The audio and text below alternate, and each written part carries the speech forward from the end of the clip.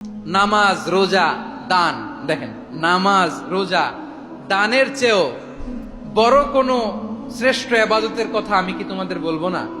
সাহাবারা তো অবাক, বলে কি নামাজের চেয়ে বড় ইবাদত, রোজার চেয়ে বড়, দান করার চেয়ে বড় ইবাদত?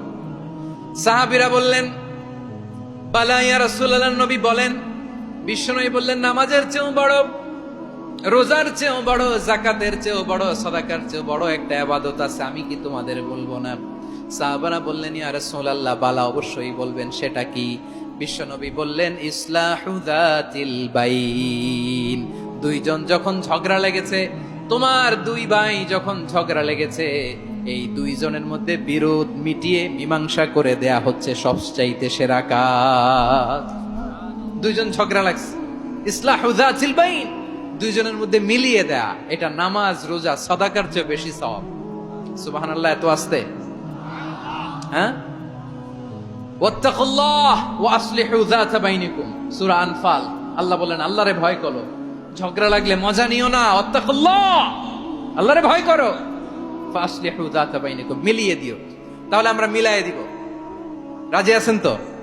তাহলে আমরা এক উম্মাহ, এক উৎস থেকে এসেছি, এক দেহ, এক প্রাণ। আমাদের সম্পর্ক বড় মজবুত, সীসাঢালা প্রাচীরের মতো, কেউ টলাতে পারে না, কেউ ভাঙতে পারে না, ঠিক কিনা? আবার আমাদের সম্পর্ক হলো ভাই ভাই। আমরা ঐক্যবদ্ধ থাকার জন্য দুনিয়ায় এসেছি। কেমন করে ঐক্যবদ্ধ থাকতে হয় দুনিয়াবাসীর শেখানোর জন্য এসেছি। আল্লাহ বলেন, ও নবী, শুধু মুসলমানের মধ্যেই ঐক্য করলে হবে না, প্রয়োজনে ইহুদি নাসারাদের সাথে ঐক্য গড়ে তোলো।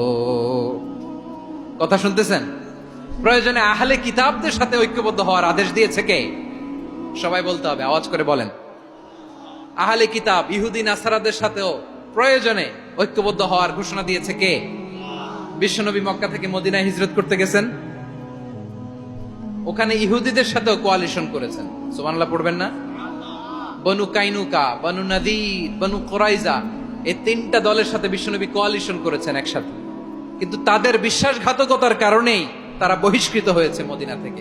বিশ্বনবীর এখানে কোনো দোষ নাই, বিশ্বনবী ঐক্যবদ্ধ হতে চেয়েছেন। আল্লাহ তাআলা নবীরে বললেন, নবী তুমি তাদেরকে বলো, ও আহলে কিতাবের ভাইয়েরা, ইহুদি নাসারারা, এসো এসো এসো, আমরা এমন একটা বিশ্বাসের প্রশ্নে একত্রিত হই, যে বিশ্বাস তোমাদের নবীরাও প্রচার করেছে, যে বিশ্বাস আমিও প্রচার করি, যে বিশ্বাসের কথা তোমাদের পবিত্র ধর্মগ্রন্থগুলোতে রয়েছে, আবার যে বিশ্বাসের কথা আমার কোরআনের মধ্যেও রয়েছে, আসলে ওই কথায় আমরা একত্রিত হই। সুবহানাল্লাহ। তাহলে ভিন্ন ধর্মী তাদের সাথে যখন আমরা ঐক্য করব, কিসের উপর ঐক্য? একটা কমন ফেইথ, একটা মৌলিক বিশ্বাসের উপর ঐক্য। আল্লাহ তাআলা বলছেন, কুল ইয়া আহলাল কিতাবি তাআলাউ ইলা কালিমাতিন সাওয়াইন বাইনানা ওয়া বাইনাকুম আল্লা না'বুদা ইল্লাল্লাহ ওয়া লা নুশরিকা বিহি শাইআ ولا يتخذ بعضنا بعضا أربابا من دون الله فإن تولوا فقولوا اشهدوا بأننا مسلمون। পড়েন আল্লাহু আকবার।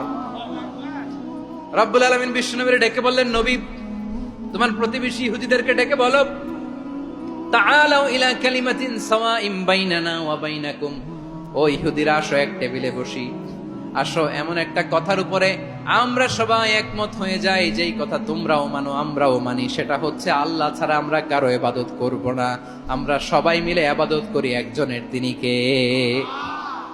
আল্লাহ ছাড়া কারো ইবাদত চলবে না, আল্লাহর সাথে আমরা শরীক করব না, আল্লাহ ছাড়া নিজেরা নিজেদেরকে রব হিসেবে মানব না।